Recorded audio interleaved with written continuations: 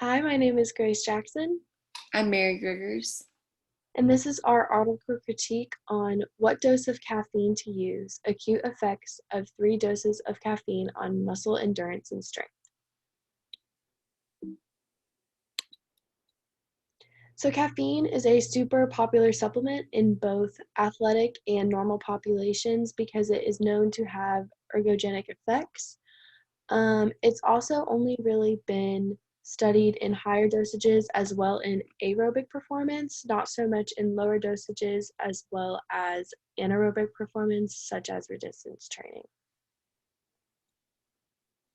So the purpose and objective of the study was to take these resistance trained men and determine the various effects of caffeine levels. And there was 2 milligrams, 4 milligrams, and 6 milligrams.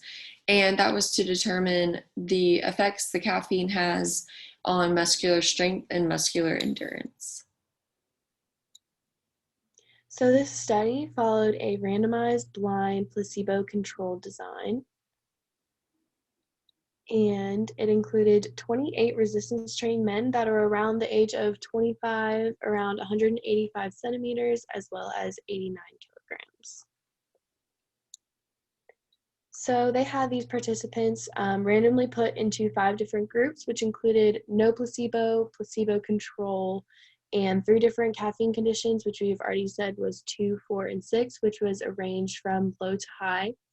After they consumed their respective supplements, there was a 60-minute waiting period, after which they were allowed to warm up in any way of their choosing.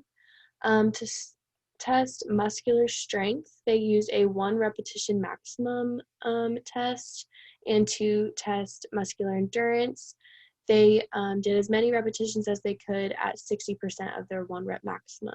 And to test their lower body strength, they used a back squat, and for upper body strength, they used a bench press.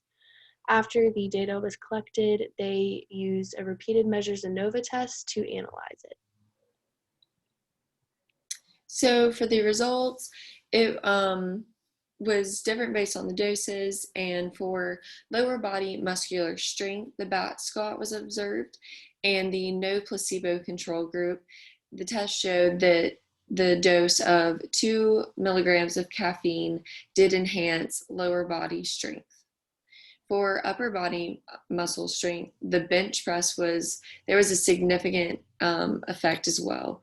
For the non-placebo control, the doses 4 milligrams and 6 milligrams showed to enhance upper body strength. For lower body muscular endurance, the back squat, the caffeine showed significant effects. For the non-placebo control, the doses 2 milligrams, 4 milligrams, and 6 milligrams did enhance lower body muscular endurance. Then for the placebo control, the doses 2 milligrams, 4 milligrams, and 6 milligrams acutely enhance lower body muscular endurance. So going off based off the study, there was no significant difference based on the different doses that were administered to the participants, and they were all effective on the same level for lower body muscular strength as well as lower body muscular endurance.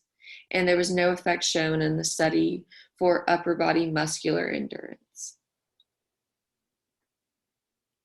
So we felt that there was a few strong things that this study had, as well as a few weaknesses.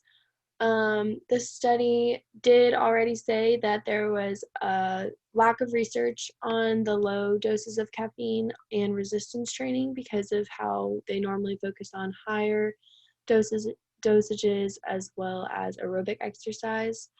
A strength of the study was that there was a regulation that researchers used to prevent any results from being disrupted because of the participants working differently between each session. They did this by having a regulated amount of time between sessions, between supplement ingestion and actually performing the test, things like that. And a weakness to the study was that a few of the subjects said that they had moderate to high um, levels of caffeine in their everyday lives. They drank more caffeine, while most of the subjects were classified as low caffeine drinkers. This could be a problem because those who are moderate to high drinkers of caffeine might not have the same effects as those that have a lower amount of caffeine every day. They could be less affected than those that are low caffeine drinkers. And so an adaptation that would have been good for the participants to not consume caffeine a month before the testing. And this would have just made it so the tolerance would be lower and they could be more susceptible to that caffeine, and it could have more effects than if their body was very much used to having that caffeine every single day. And it would also make the study a little bit more unbiased and have better results. Another weakness was the researchers mentioned that even though it was a blind study, participants could accurately guess what dose they did have. So that definitely was a limitation, that they could maybe see or feel the different, or know what dose they had. Another limitation that was explained from the article was the lack of measurement of blood caffeine levels.